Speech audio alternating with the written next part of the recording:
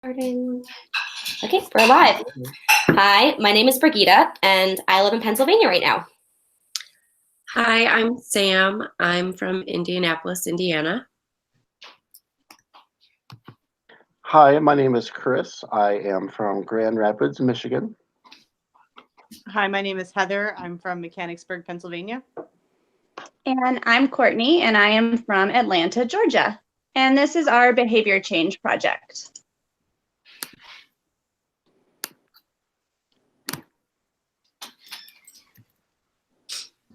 So the study we chose to replicate was increasing physical activity through self-monitoring, goal setting, and feedback. There were 4 participants chosen for the study who were between the ages of 39 and 59. All participants were of healthy weight and reported that they exercise either semi-regularly or regularly.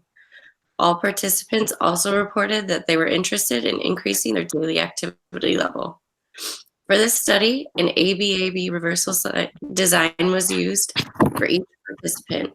Prior to beginning the study, the researchers obtained pedometers that they tested and deemed to be reliable and accurate. Each participant was given a pedometer. Next slide. For the baseline, the pedometer screens were covered and signed by the experimenter to ensure participants could not remove the tape. After 1 week, the experimenter met individually with the participant to record the daily total of steps taken. To determine the participant's weekly step goal, the average amount of steps taken during baseline were used. During the intervention, pedometer screens were uncovered and participants reported their steps daily. If the participant reached their daily goal, they were provided with positive feedback from the experimenter. However, if they did not meet their daily goal, the participant was provided with encouraging feedback. In the end, all participants saw an increase in steps during intervention. Next slide. So now we go on to some literature reviews that support the fidelity behind the study. In this one particularly, we see Gu and his associates work to increase children's activity during gym class. These were elementary school students they worked with. There were 3 groups. There was 1 control group who was just going to gym class normally, and there were 2 intervention groups. The first intervention group was students who were receiving personalized pedometers with a weekly goal to reach. And the second group of students were also given a pedometer, but they were given a daily goal to reach. So both the groups who used pedometers with these specific goals set exhibited much higher levels of activity during the gym class and ended up being way closer to meeting the daily activity level recommended for kids their age. While the control group actually did not show any increase and did not reach the daily goal that is recommended for kids their age. So this study just supports that the study we're doing has validity because it shows that using pedometers and goal setting is super important when it comes to increasing physical activity. Next slide. So in this article, Wyatt et al. Conducted a study to see if using step counters would increase the number of steps that people walked daily. They used an initiative that was already in place called Colorado on the Move, which included physical and goals of increasing steps by 2,000 steps per day. Initially, they were going to use 10,000 steps. That's what's in the original Colorado on the Move. Colorado on the Move initiative. However, they decided that some people don't even get up and move 1,000 steps, so they put it at 2,000 daily. They did that in the hopes that they could get even the slightest increase.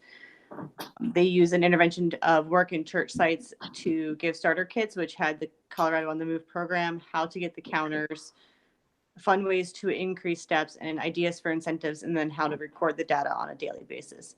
Overall, they found that there was a general increase in steps, and they found that Colorado on the Move intervention to be a significant factor to increase physical activity, specifically with adults. Next slide, please. My literature review discusses different studies that use feedback as an intervention. In this review in 2001, Alvaro, Buckland, and Austin performed an updated review of 43 studies that all used performance feedback to change levels of performance. Their review was to update findings from the years 1985 to 1991. The results from their study found that feedback alone does not change performance levels, although when it is combined with different approaches, it can be a useful intervention to help change performance. In their study, they did caution, however, in using the blanket term feedback in future interventions, as sometimes the term is not clearly defined and it can have many different forms. Next slide. Okay, so this literature review that I did wanted to validate the current study by looking at different pedometers that could be used to measure steps. So Schneider, Croter, and Bassett studied 13 different pedometers against one single pedometer that had been found to be most accurate in counting steps. And that one was called the Yemex SW200. There were 20 subjects that were tested, 10 male and 10 female, and they had the Yemex SW200 on both sides of the body for 24 hours. Then the other 13 devices were tested for 24 hours for 13 days. The pedometer placement was standard by placing them in the belt or the waistline, excuse me, in midline of the thigh. Participants wore the pedometer over the course of the day and wrote values down on a log sheet before going to bed. So logging was standard. Everybody did it right before they went to bed. And there were 5 devices of each model used for a more representative sample. So that way they could cross-check between the different models. The results of this study show that 5 devices or 5 models were not different from the criterion, that 5 underestimated the steps and 3 overestimated the steps. However, one of those was found unreliable in a previous study, so the author suggested 4. And these are the KZ, the YX200, the NL2000, which is the pedometer used in this study, and the YX701. The author's conclusion is that there has to be consistency in measurement of steps per day, and they say that given the increased research in physical activity, it's imperative that there be consistency in measurement of steps per day. And with this study, we have different pedometers that can be used. All right, next slide, please. The study I chose to review focused on the physical and psychological benefits of walking. Morgan, Taylor, and Snyder studied how increasing your steps to 10,000 a day would help your physical and mental well-being. There were 30 participants chosen for the study, and prior to beginning intervention, each participant completed a cardiovascular measurement exam, as well as a psychological well-being and self-efficacy assessment. Participants were split into 2 groups, the control group and the walking group. The controlled group was instructed to go about their daily routine with no changes, while the walking group was each given an individualized walking plan to increase their steps taken each day. The study was completed for 15 weeks, and after all 15 weeks, every participant in the walking group saw a decrease in their total cholesterol, and they also self-reported a significant increase in their perception of personal growth. Next slide. The purpose of this study is that according to the CDC, the majority of adults exercise less than recommended daily time. So in order to increase physical activity adults, effective intervention plans are necessary. So the purpose of this replication study is to determine what behavior intervention is most effective in increasing adults' physical activity. Next slide, please. The method, so the participants in the setting, there were 5 adults over the age of 18 that were included in the study, all had expressed interest in increasing their activity levels. Chris was 26 from Michigan. Samantha is 27 female from Indiana. Heather is the 34-year-old female from Pennsylvania. Courtney is 32 from Georgia and a female. And Brigada is a 26-year-old female from Pennsylvania. Due to all participants living in different places, all communication was through computers and phones. Baselines were completed independently, and interventions as well. They were in the community, at work, at home, and throughout the work week. Next slide, please. Materials that were used. 4 participants used Fitbits, 1 used an iWatch. They were used to measure the participants' steps during the intervention. During the baselines, opaque tape was needed to cover the screens of the Fitbits or the iWatch so that you could not see what steps were. And then we used telecommunication through phone and or laptop with a Wi-Fi connection. And then finally, apps that were needed for the participants to communicate were Google Hangouts and Google Sheets. Next slide, please. Our group defined a step as any movement that resulted in a count on the step counting device we were wearing, such as the Fitbit or iWatch. Examples include any movement that result in a step being added to the counter. Non-examples included sitting or standing, or any movement that did not result in a count on the step counter. Next slide, please. This intervention used an AB design, which involves a baseline condition and then an intervention phase, a return to baseline, and then an additional intervention phase. This design allows for experimental control to be demonstrated. To collect data, we used the app that was associated with our step counter. We also logged the total count per day of steps into a Google Sheet daily. That document was shared between all group members for accountability. Next slide, please. So for the baseline and treatment phases, during the baseline phases, participants will wear their trackers with a piece of opaque tape over the face. This way, they are unable to see their daily step count and thus be biased towards the intervention phases. During the intervention phases, we, the participants, used permanent product recording to take down each day's step count. So for goal setting, each participant will have a goal as determined by their average step count during the initial baseline.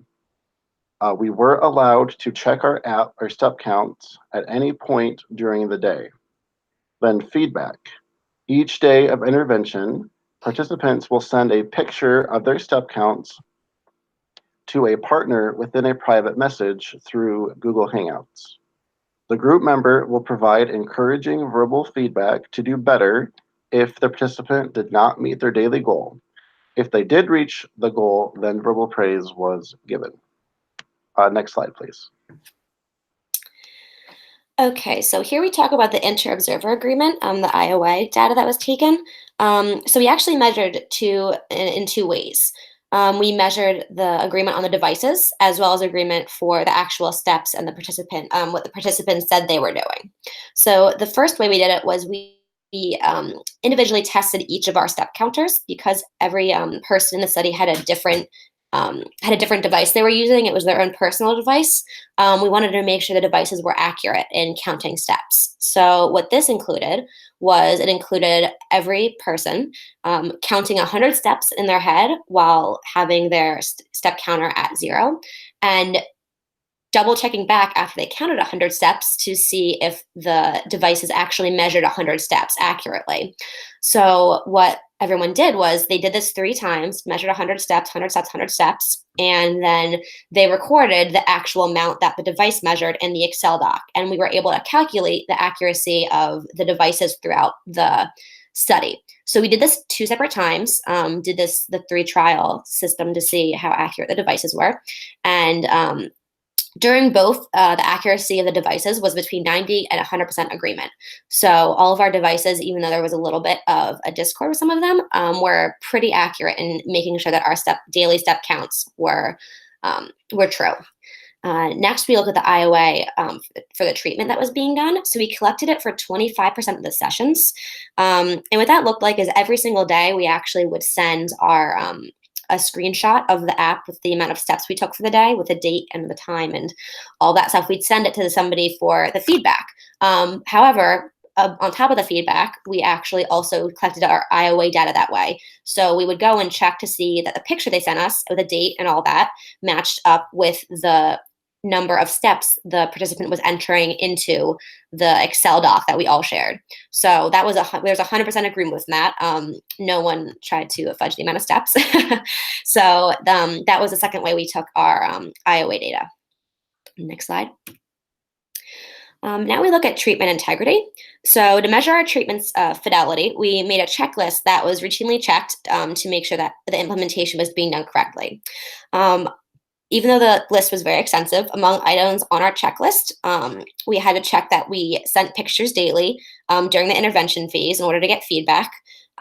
We had to send a picture of the opaque tape over our trackers to prove that we couldn't sign like they did in the original study. So we sent the piece of tape, just a picture to show that we had it on there. And we checked to make sure that all the steps were in the Excel doc, as well as that we were giving appropriate praise and or encouragement when the daily step counts were reported to you from your partner. Next slide.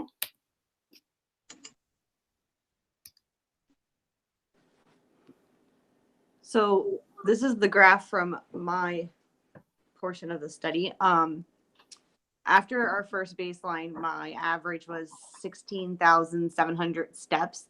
When we did the first intervention phase, that was the goal that I was supposed to hit to get the feedback. And my average then for the first intervention was only 13,198 steps. So I did not meet my goal. And I think I only met it one time during the entire intervention phase. So even with the feedback, I still didn't. So when we went back into baseline, again, my steps were an average of 16,872. So I didn't have to change my goal because it was within the limits. So then for the last intervention phase, my average was only 12,695 steps, which was still not the goal that was supposed to be met. And the feedback obviously was not an incentive for me. And also, as you can see in the last part of my intervention phase, I was also sick. So my steps significantly decreased anyway. And coming out of the baseline for both of mine, I typically dropped down and then had a positive trend afterward. Next slide. So my graph is similar. It was a little bit all over the place. So it's listed in limitations, but actually right after my initial baseline, I tore my ACL. So my initial average was actually, I'd say on the higher ends. I ended up on average meeting or exceeding the goal that I wanted to have. However, on a daily basis, I did not often surpass that goal. So if you see during baseline one, that average is my goal that I set that I wanted to surpass daily during the intervention phase. And the range during my baseline was between 6,118 and 9,087. Then we look at the goal setting and feedback, the first part of it. And my average was actually 8,176, which was above what my original average was, but I still was very back and forth, up and down on meeting the actual goal. My range was between 747 and 8,952. So that one was actually one of my better ones. That was kind of after the initial. And then going back to baseline, the second one, you can see that my average is around 7,768. So super similar to my first baseline, only a couple hundred off, with a range as well. And then going to my last goal setting feedback, which I was not able to increase my my goal setting at all during the phases because I didn't accurately hit the goals on a daily basis 3 times in a row like I needed to.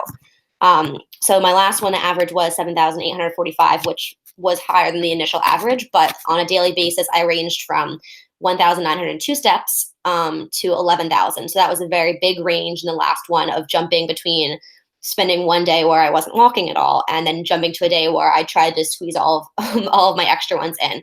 So even though it doesn't seem like there's a super strong trend, there is a upward trend of averages for all of the different phases for me.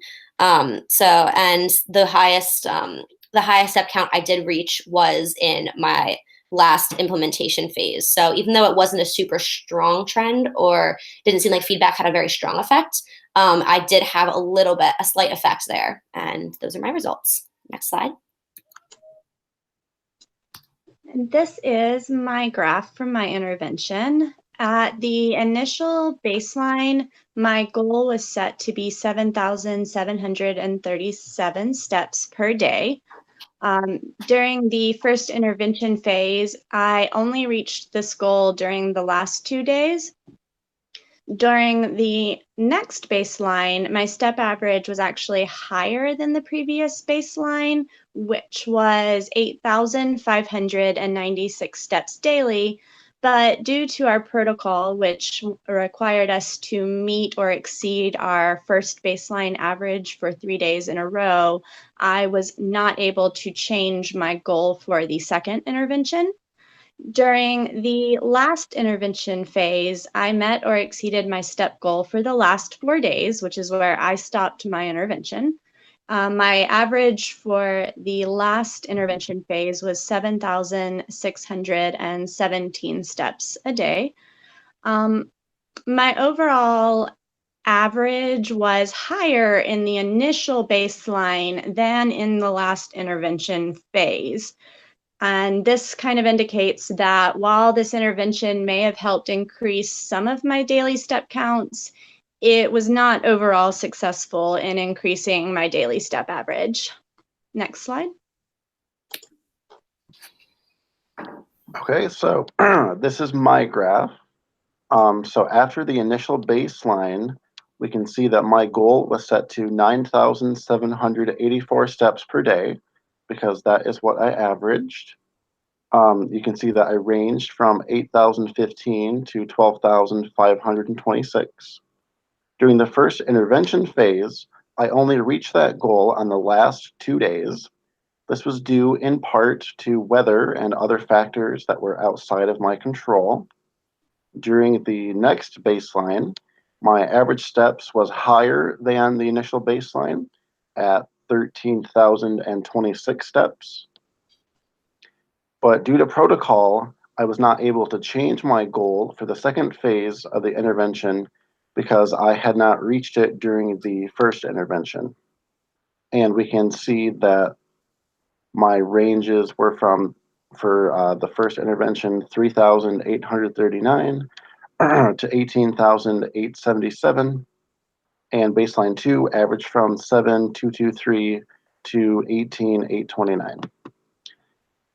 During the last intervention, severe weather limitations and days of the week that those dates fell on really hurt my steps per day and helps explain why I average less than half of my second baseline. Because if you see, the average is 6,714 as compared to 13,000. That's where we see a decreasing trend compared to the other phases, including baseline and intervention phases. So the weather really was a big limitator in what I was able to do. And so it kind of overdid the goal setting and the feedback. All right, next slide, please. So after my initial baseline, my daily goal was 8,278 steps. I was able to obtain this goal 2 out of the 4 days. And because of this, my goal for the next intervention did not increase. During the second intervention, I was able to hit my goal 3 out of the 7 days. In both of my interventions, my graphs show a significant decrease on the second day and an increase as the intervention continues. And this may be due to the day of the week, like Chris also talked about.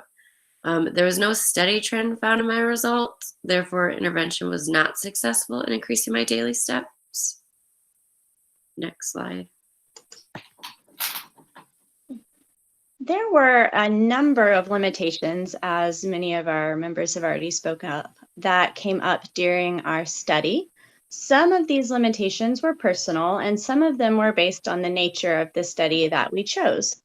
The personal limitations that we observed were illness in the members of the group, injury that greatly reduced the walking capabilities of one member, weather that reduced walking opportunities, such as like snow or ice or rain, and pre-planned family or outside events that reduced the ability to walk, such as driving to another state or watching sporting events.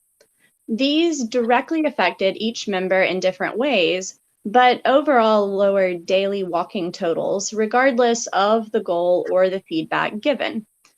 The study itself also had several limitations. During our second baseline phase, we predetermined how long it would be due to a misunderstanding of the data collection. So we only collected data for 2 days rather than waiting for a trend. And that limited a little bit of our data. Another limitation was access to walking. While we tracked how many steps were taken all day, if we were unable to access places to walk or times to walk in case of like sickness or bad weather, then regardless of feedback or goals, we simply weren't able to walk. Another limitation was that in the original study, feedback was given face-to-face. Our group members are scattered across the US, so we were unable to do the face-to-face feedback, and instead we gave feedback via Google Hangouts. So this required each person to check in daily, screenshot their steps, send it to another person who was their accountability partner and check in, and then also required that accountability partner to give the appropriate feedback. This may have caused a difference in the results due to the nature of face-to-face feedback versus over the internet feedback. One further limitation was that everyone in our group used Fitbits or another type of wristband step counter. This differed from the pedometers that were worn around the waist in the original study, which could potentially offer different results. Next slide. And finally, we will talk about the conclusion. So we concluded that the goal setting and feedback was not really highly motivating or reinforcing for total daily steps for multiple reasons, which we went over just recently. Most of us took weekends off from walking, or there were other limitations such as the weather, especially for me. Michigan saw the worst weather we've seen in 2 or 3 decades. So I was forced to stay inside. Brigitta was injured. She tore her ACL, and that really limited her ability to walk. So thus, we think setting a weekly average goal may have increased steps to offset the days we took off. And most of our weekly averages were higher than daily steps. The authors of our study proposed a couple of other conclusions or future research for their article. And one of those was other means of determining the average or determining the daily steps that we should take for the intervention phase. So this is what they say. For example, shaping daily activity using percentile schedules of reinforcement might be a more objective and quantitative way to adjust goal levels based on current performance levels. So they say shaping daily activity using like a percent schedule of reinforcement would be a more objective and quantitative way to adjust goal levels instead of using the average from baselines. The second future research they proposed was the method of delivery feedback. And this is what they talked about with that one. In this current study, daily written feedback was delivered to each participant via email, and vocal and graphic feedback were delivered in weekly email. Overall, graphic feedback combined with written feedback seems related to better performance improvement in most published studies, and daily feedback seems superior to weekly feedback. and that's from a study by Alvaro, Buckland, and Austin, 2001. However, no comparison between the two methods was made in the current study. Additionally, Van Wormer from 2004 reported that feedback did not seem to enhance the effects of self-monitoring, illustrating the need for further component analyses of the type of intervention package employed in the present study. So that is kind of a mouthful, but they are saying that meeting in person and receiving daily feedback as compared to weekly feedback would be more appropriate. And then the last, incentive-based programs is another way to increase results. And they said the effects of feedback are sometimes enhanced when combined with other procedures such as incentive programs.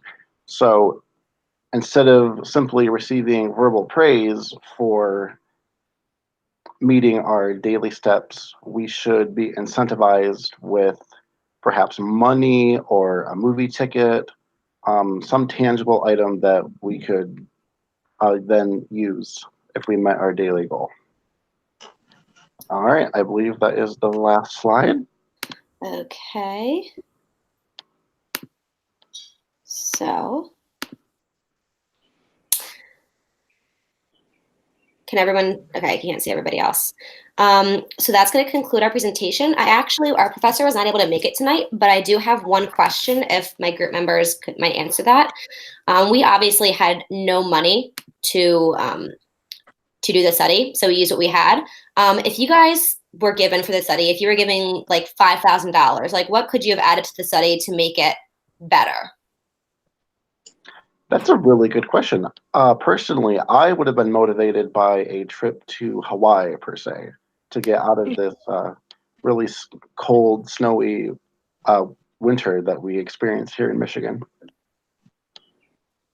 I think if we needed to add something with that money other than maybe monetary like goal to help our goals, potentially like gym memberships so that we weren't reliant on weather or being able to go outside, because I know personally I don't have access to somewhere that is closed, enclosed, so that if it's raining or bad weather, I'm just stuck in the house. So that could be another way that something monetary could have helped our results.